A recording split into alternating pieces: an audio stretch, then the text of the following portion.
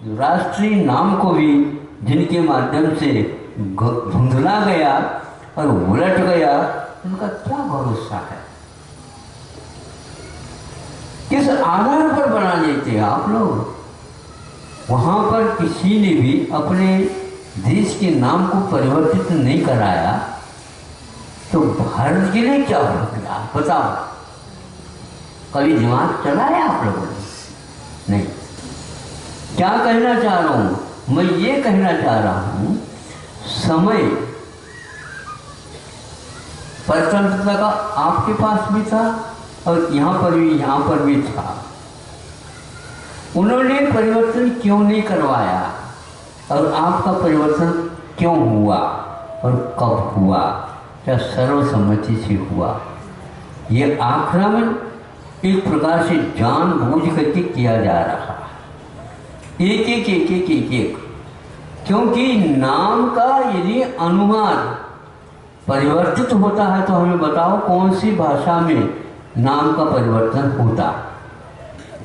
भारत का नाम पहले भी था, अभी भी रहे, आगे भी रहेगा।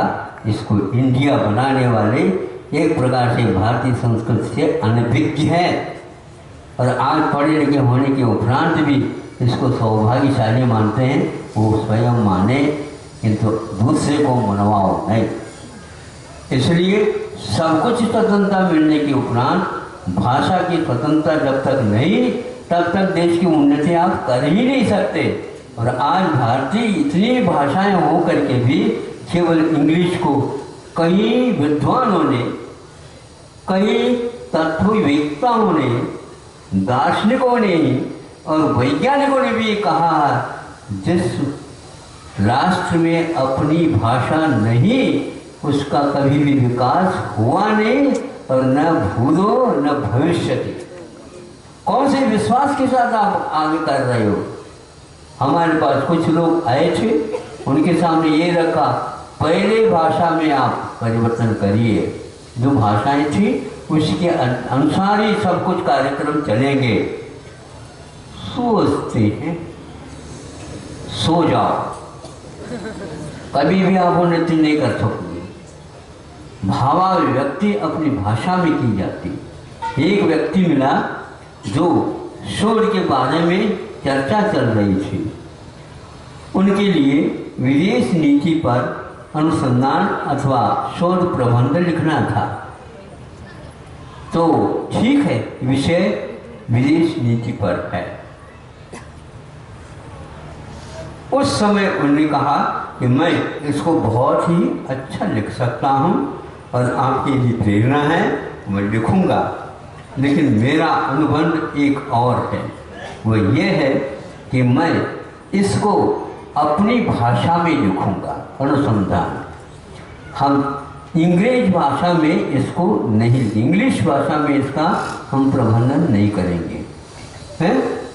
अरे इंग्लिश के अभाव में तो कोई भी व्यक्ति थीसिस लिख ही नहीं सकता, अनुसंधान कर नहीं सकता। शोध प्रबंध तो इंग्लिश में ही होगा। तो हमने कहा इंग्लिश से भी ज़्यादा हमें अच्छी अभिव्यक्ति के साथ मैं अपनी मातृभाषा में ही लिखूंगा।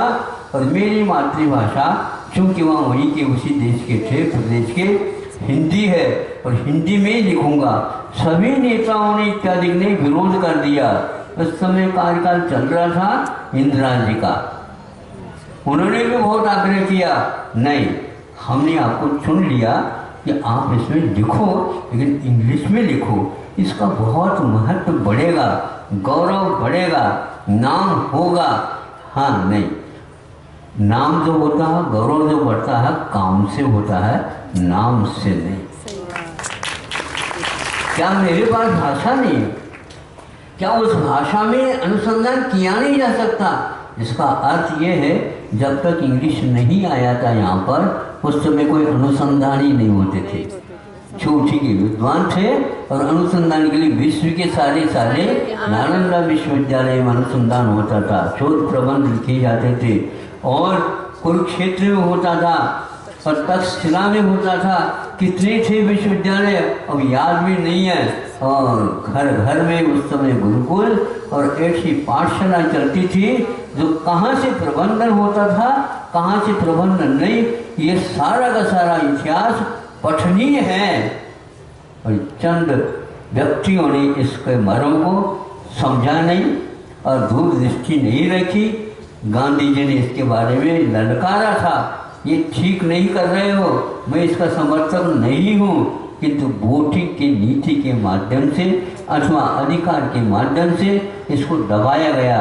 ये स्वतंत्रता का कार्य है ही नहीं, ये तो बहुत अभी भी गुलामी चल रही है। और इसके बारे में और भी हम कह सकते हैं, लेकिन हमारी भी एक सीमाएं होती हैं कहने की भी, सोचने की भी। यदि इस दिशा में अभी भी सोचते हैं तो आपकी उन्नति पक्की है। और आपको उन्नत नहीं होना है, भारत लौटना है। आप क्या जीवन में उन्नति कर सकोगे? जो उन्नत राष्ट्र भारत अतीत में था, वहाँ तक जाने के लिए आपको बहुत पसीना बहाना पड़ेगा। आप इसको खो गए, स्वर्ण अक्षरों में रखने योग्य स्वतंत्रता मिली, किंतु आप लोह अक्षर में भी नहीं लिख सकते। ये बिल्कुल भारत के लिए अभिशाप सिद्ध हो गया। फिर भी अभिशाप को वरदान सिद्ध किया जा सकता है।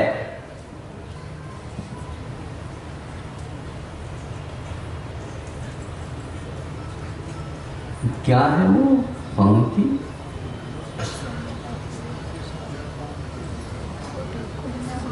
साधना अभिशाप को वरदान बना देती है, भावना पाषाण को भगवान बना देती है।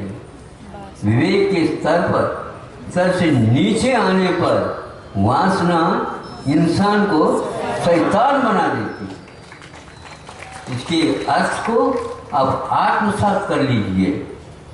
कोई भी अभिशाप वस्तु नहीं होती यदि हमारे पास साधना है, सही दिशा में अवश्य काम